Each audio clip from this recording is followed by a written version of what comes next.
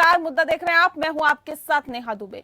पूर्वी लद्दाख में सीमा पर तैनात और सीमा पर तनाव के बीच उपराष्ट्रपति एम वेंकैया नायडू के अरुणाचल प्रदेश के दौरे को लेकर भारत और चीन के बीच तनातनी बढ़ गई है। चीन ने इस दौरे का कड़ा विरोध किया है, जिसे नई दिल्ली ने स्पष्ट रूप से खारिज कर दिया है।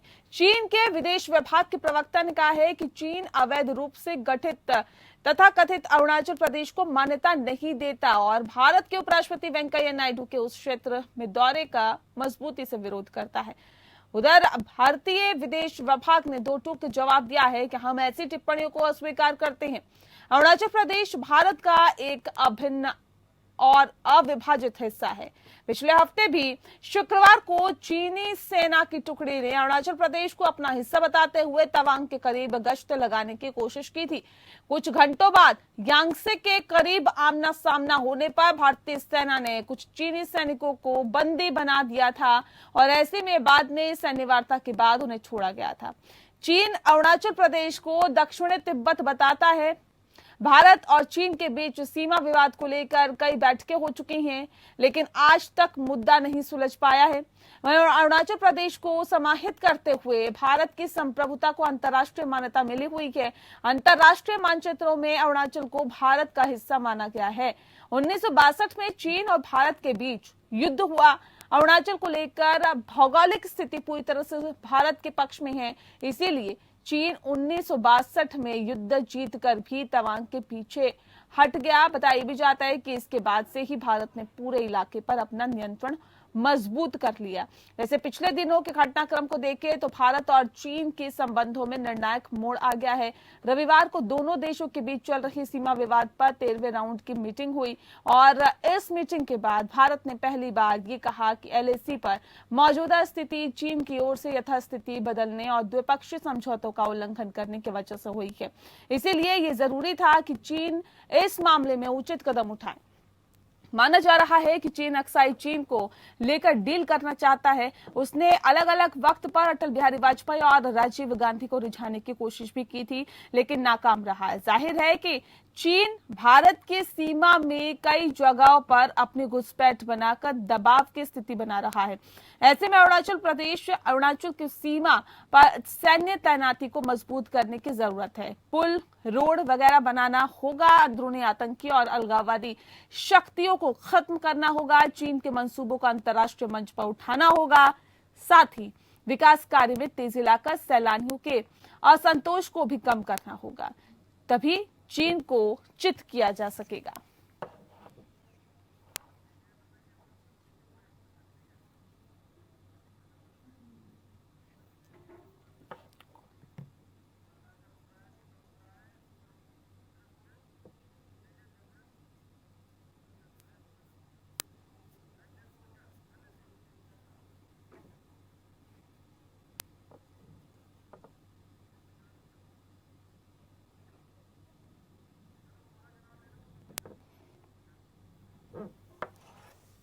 और चलिए आज इस विषय पे हम तफसील से चर्चा करेंगे। हमारे साथ खास पैनल मौजूद है, उनसे आपका परिचय करा देते हैं।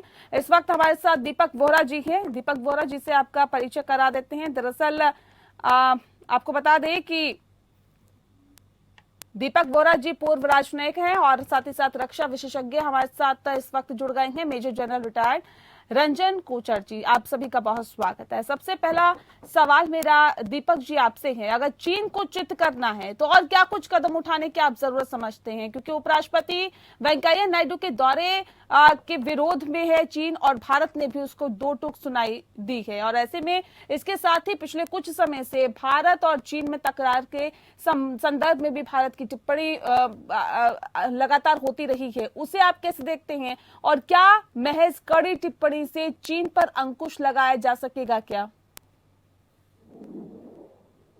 नमस्कार, मैं आभारी हूं आपका, आपने मौका दिया है एपीएन न्यूज पे आने का, आपसे विचार विमर्श करने का और बाकी जो आपके पैनलिस्ट हैं उनसे भी बहुत कुछ सीखने का। एक प्रश्न है, क्योंकि मैं इस समय सड़क पे हूँ एक रिमोट एरिया में, क्या आपको मेरी आवाज आ रही है? जी जी, आपकी आवाज मिल पा रही है। और थैंक यू। माफी चाहता हूँ कि आप इस खूबसूरत चेहरे को देख नहीं पाएंगे इन रियल लाइफ, क्योंकि जानकारी में और बहुत कुछ है। आपने एक प्रश्न पूछा है कि can we take them seriously. Deepak ji सुन पा रहे हैं हमें? जी जी जी बताइए। मैंने कहा 2005 से चीन बहुत से अग्रेसिव जो है क्लेम करता रहा है भारत की टेरिटरी पर। आपको याद होगा कि 2001 या 2 में उन्होंने कहा था कि हम 6 फुल वीजा देंगे आपके जो ऑफिसर्स हैं जो कश्मीर में पोस्टेड हैं। फिर उन्होंने चाइना पाकिस्तान वो इकोनॉमिक कॉरिडोर की बात की। देपसांग में एक हादसा हुआ। ये बड़ी दिलचस्प चीज है कि हमने जो पहले हमने किया था न्यूक्लियर सप्लायर ग्रुप की मेंबरशिप हमने मांगी थी, चाइना ने उसको ब्लॉक किया। मिसाइल टेक्नोलॉजी कंट्रोल रेजिम में ब्लॉक करने की कोशिश की, उसके बावजूद हम चले गए। फिर कहते रहे कि मसूद अजहर जो पूरी दुनिया कहती है एक आतंकी अंतर्राष्ट्रीय, बोले वो तो बहुत रिवियर्ड, वो तो बहुत माना हुआ इस्लामिक स्कॉलर है। तो इस तरह की चीजें वो करते रहे हैं बहुत देर से, लेकिन हम लोगों ने डिप्लोमेटिकली उनको बिल्कुल आइसोलेट कर दिया। भी जानते हैं कि पाकिस्तान को उन्होंने जो है न्यूक्लियर कैपेबिलिटी पूरी चाइना ने दिया है। मैम, चाइना कोई साधारण पड़ोसी नहीं है, हमारा एक शक्तिशाली पड़ोसी है। उसके पास बहुत ताकत है, आर्थिक ताकत है, मिलिट्री ताकत है। हाँ, अब उसकी समस्याएं बढ़ती जा रही हैं, लेकिन वो ऐसे लोग हैं जो कभी समझते नहीं हैं कि उनका जमाना अब खत्म हो गया है। भारत की तरफ उनकी बेसिक फीलिंग क्या है? एक बहुत डीप रूटेड कंटेम्प्ट। खास तौर से उनके जो एक कम्युनिस्ट पार्टी का एक अखबार है ग्लोबल टाइम्स, वो अक्सर कहता है कि डोनार में तो हम भारतीय सेना को उनके अंडरवेयर तक कर देते। तो हमने जवाब दिया कि भाई आपके अंडरवेयर नहीं चाहिए, हम पाकिस्तान नहीं भेजना चाहते ताकि वो मास्क बना सकें। जी जी जी। तो ये पूरी एरोगेंस जो चाइना की है, ये पूरी साउथ एशिया में आप देख रहे हैं। कई भारतवासी विकसित करके हैं, और मुझे क्षमा करिएगा कि मैं कह रहा हूं, जो कहते हैं कि हमें चीन के साथ दोस्ती करनी चाहिए। दोस्ती सिर्फ हो सकती है अगर हम स्वीकार करें कि हम चीन के चमचे बनेंगे और चमचे बन के रहेंगे। ये हमें स्वीकार नहीं है। बिल्कुल, ये हमें बिल्कुल स्वीकार नहीं है। दीपक जी आप बने रहिए हमारे साथ। इस वक्त हमारे साथ कोचर जी भी बने हुए हैं। कोचर जी, इलाका इतना दुर्गम है कि हर जगह सेना की तैनाती संभव नहीं है सर, और सूचनाएं भी देरी से राजधानी तक पहुंचती है। इन हालातों में घुसपैठ संभव है क्या, और क्या काम इस दिशा में हो रहा है? जी, जहाँ पे हमारी मिलिट्री प्रिपेयर्डनेस का सवाल है, आपने सही बोला है कि वहां का जो टेरेन है लद्दाख का, वो एक ऐसा टेरेन है कि फीचर्स आपस में जुड़े हुए नहीं। तो हर एक फीचर को आपको, जो भी आपका माउंटेन है, आपका जो आपके पासेस है वहां पे, आपको उनको गार्ड करना पड़ेगा। दूसरा, move of forces from one sector to the another sector means अगर एक सेक्टर से आपने दूसरे सेक्टर को रीइंफोर्स करना है तो वो पॉसिबल नहीं होगा। इसमें एक टाइम फ्रेम हमको जो उसको मिलेगा 24 घंटे के टाइम फ्रेम में हम उसको अचीव नहीं कर पाएंगे। और इसीलिए भारतीय फौज अपनी ताकत सेक्टर वाइज वहां पे बढ़ा रही है।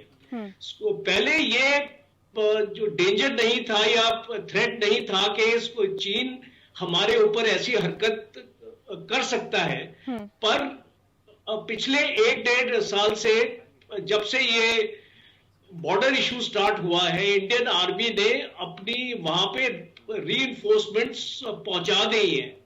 हमारा जो अंबाला का जो कोर है, इसको 1 कोर का भी एरिया को रीडेजिग्नेट कर दिया है। अभी वो उसको लद्दाख के एरिया में पहुंचे हुए हैं। हमारी जो 17 कोर है, जो पहले एक ट्रंकेटेड हालत में थी, उसको बिल्डअप कर दिया गया है और बॉर्डर एरियाज में जो तैनात कर दिया गया है। और हाल ही में अगर आपने chief of the army staff का स्टेटमेंट भी सुना होगा, तो चीफ साहब ने बताया है कि अभी जो हमारी डिप्लॉयमेंट है लद्दाख में, वो एक लाइन ऑफ कंट्रोल की तरह है, आईबॉल टू आईबॉल। और हमारा जो ISR कैपेबिलिटी है, intelligence surveillance and reconnaissance capability, उसको बढ़ाया गया है।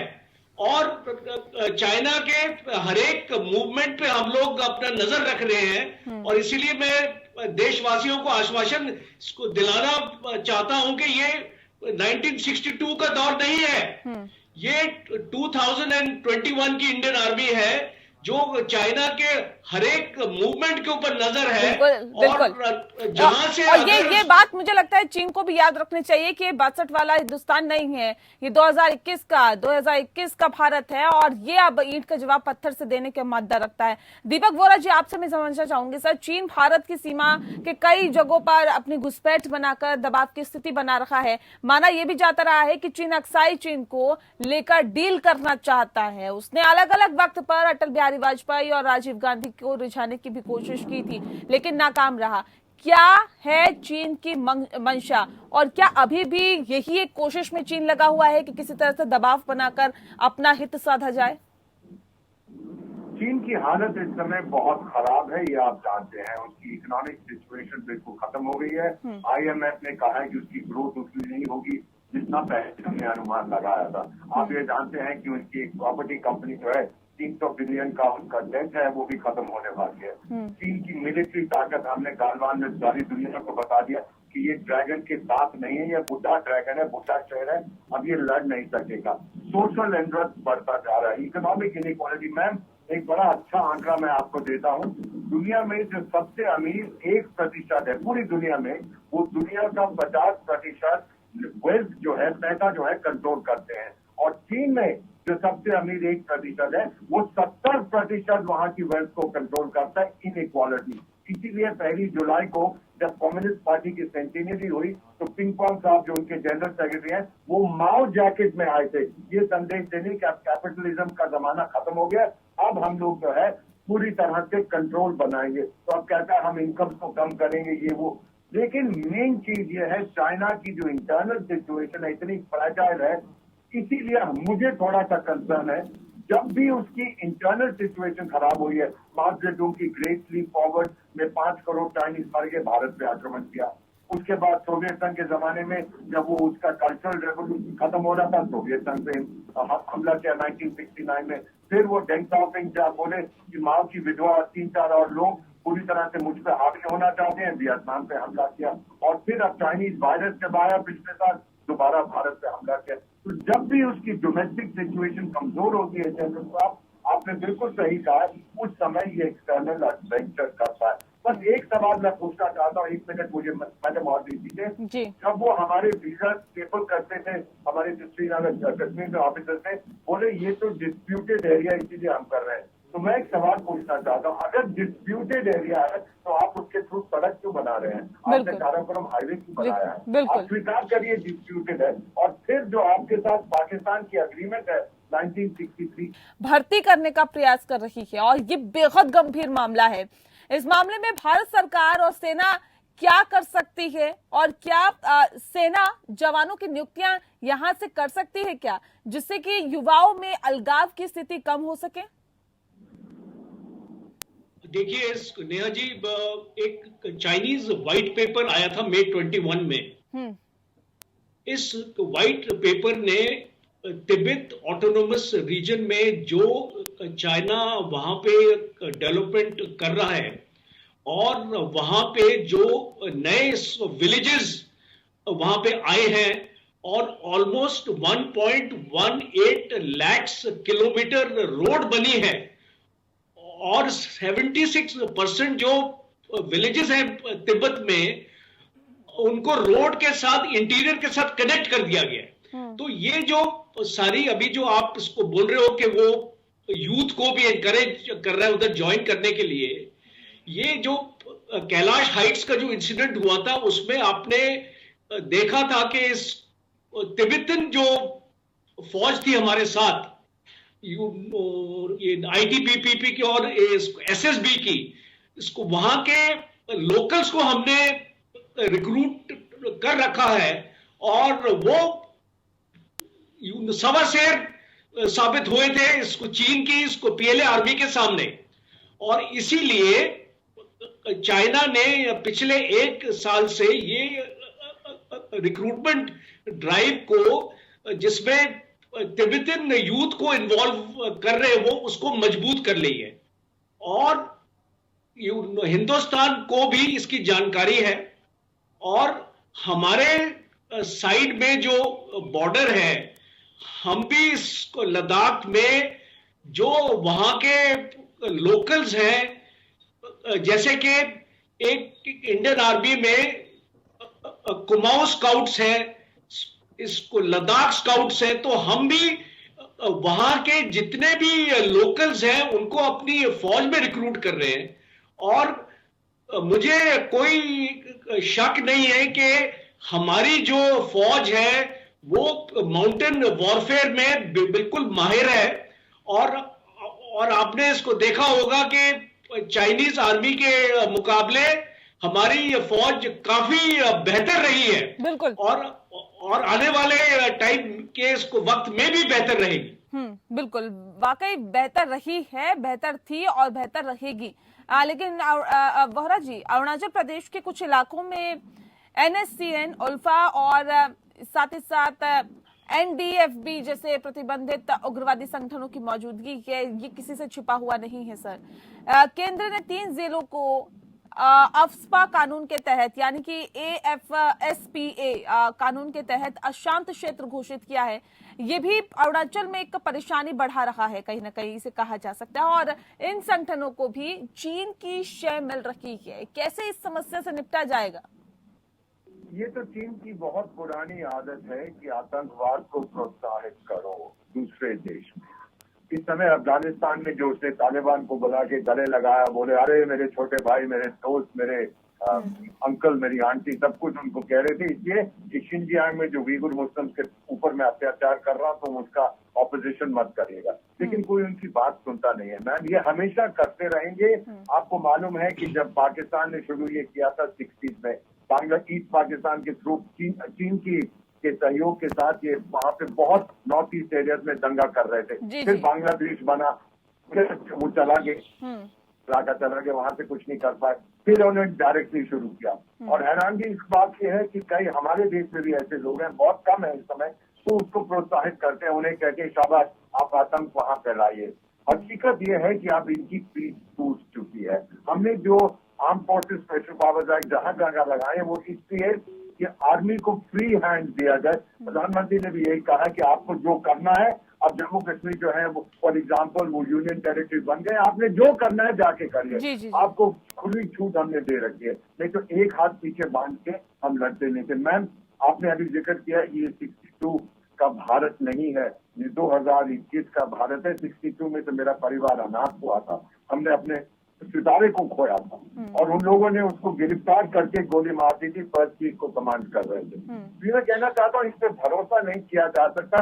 समाप्ति में एक चीज कहूंगा, जनरल साहब आप तो ये जानते हैं कि दूसरे विश्व युद्ध में ट्यूनिस में जब general George Patton German tanks को उड़ा रहे थे, जनरल अर्बन रोमेल की टकपैंजर्स को, तो उन्होंने एक चीज, क्योंकि जनरल रोमेल की आदत थी, जो कुछ करता था उसकी बहुत तारीफ करता था, किताब लिखता था, आर्टिकल्स लिखता था, लोगों से कहता कि मैं ऐसे लड़ता हूँ, ऐसे लड़ता हूँ। तो उन्होंने एक चीज कही थी, क्षमा कीजिएगा कठोर शब्द है, उन्होंने कहा था, रोमेल यू मैग्निफिसेंट बास्टर्ड, मैंने तेरी किताब पढ़ ली है। इसका मतलब आज पूरी दुनिया ने, भारत ने नहीं, पूरी दुनिया ने चीन की किताब पढ़ ली है। चीन बेनकाब हो गया। अब वो चीन बेनकाब हो गया। बिल्कुल, भरोसा नहीं कर। बिल्कुल बिल्कुल सही बात आपने कही है कोचे साहब। चीन बीते साल से ही अरुणाचल से लगे सीमावर्ती इलाकों में अपनी गतिविधियों को बढ़ा रहा है, इसको नकारा नहीं जा सकता, ये सभी ने देखा है। उसने सीमा से 20 किलोमीटर भीतर अपने बड़े पैमाने पर निर्माण कार्य शुरू किया, जिस बात का जिक्र अभी दीपक वोरा साहब कर रहे थे। अब निर्माण कार्य तो शुरू कर दिया और काफी हद तक किया भी है। तिब्बत की राजधानी लहासा से करीब सीमा तक ये कहा जा सकता है कि तेज गति से ट्रेन भी शुरू कर दी गई है। उससे पहले उसने एक हाईवे का भी निर्माण कार्य पूरा किया था, गांव तक बसा डाला है वहां पर। भारत इन सब से आखिर कैसे निपटेगा और ये भारत के लिए कितनी बड़ी चुनौती है, कितना बड़ा खतरा है? देखिए, जैसे अरुणाचल का चीन डिस्प्यूटेड एरिया मानता है, भारत अक्साई चीन भी एक डिस्प्यूटेड एरिया मानता है, पर भारत इसको फोरम्स में रेज नहीं करता है और जब भी चीन अक्साई चीन में कोई भी डेवलपमेंट अगर करता है, अगर उसका नेता भी उधर वहां पे विजिट करता है, तो हमने कभी ऑब्जेक्ट नहीं किया। और इसीलिए अभी जैसे ये वाइस प्रेसिडेंट जी का विजिट हुआ है और चाइना ने ऑब्जेक्ट किया है, और 2019 में प्राइम मिनिस्टर और रक्षा मंत्री के इस विजिट को भी ऑब्जेक्ट किया था। भारत क्यों नहीं ऑब्जेक्ट करता है कि जब वहां पे अक्साई चीन में कोई डेवलपमेंट होती है या कोई उनका जो नेता वहां पे विजिट करता है। दूसरा, ये जो तिब्बत का जो मुद्दा है, भारत इसके ऊपर चुप रहा है ऑल दीज इयर्स। इसको यूनाइटेड नेशन से लेके आप कोई भी अगर इसको फोरम में देखो, एससीओ में भी जहां पे चाइना और इंडिया एक साथ हैं, इसको वहां पे हर एक फोरम में हमको तिब्बत की आजादी के लिए मांग करनी चाहिए। और ये एक कंटेंशियस एरिया है जो चीन के लिए बहुत सेंसिटिव है, और भारत अपनी जो डिप्लोमेटिक पॉलिसी है, अभी टाइम आ गया है कि उसको एक बदलाव लाना चाहिए अपनी पॉलिसी में। और दूसरा, जितना भी हमारा डिफेंसिव पोस्चर है, अभी वो अग्रेसिव डिफेंस की तरफ जाना चाहिए। जी जी जी। शुरुआत 1 साल से ही हुई है, पर ये जो शुरुआत है इसको हमको और बढ़ावा देना है। जहां पर भी ट्रांसग्रेशन अगर होता है पीएलए की इसको तरफ से, तो उसका हमको एक एग्रेसिव उसको जवाब देना है, उसके खिलाफ आवाज उठानी चाहिए। बिल्कुल सही बात आपने कोचर साहब कही है। बहरहाल बहुत शुक्रिया आपका दीपक जी, कोचर जी, आपका भी बहुत शुक्रिया इस विषय पर बहुत तफसील से बातचीत करने के लिए। और दरअसल विषय यही है, क्या अंतर्राष्ट्रीय मंचों पर भी अब चीन को बेनकाब करने की कोशिश की जानी चाहिए? अगर वो डेवलपमेंट करता है तो वहां पर भी क्या अग्रेसिवनेस दिखाना चाहिए? क्योंकि लगातार जो चीन है अपनी विस्तारवादी नीति को आगे बढ़ा रहा है, लेकिन भारत कभी भी पहल नहीं करता है एग्रेसिवनेस की। लेकिन जब चीन कहता है, बोलता है या फिर अपनी हरकतों से बाज नहीं आता, तो जाहिर तौर पे उसका जवाब भी देने का मादा भारत रखता है। इसी के साथ मुद्दा में इतना ही। नमस्कार।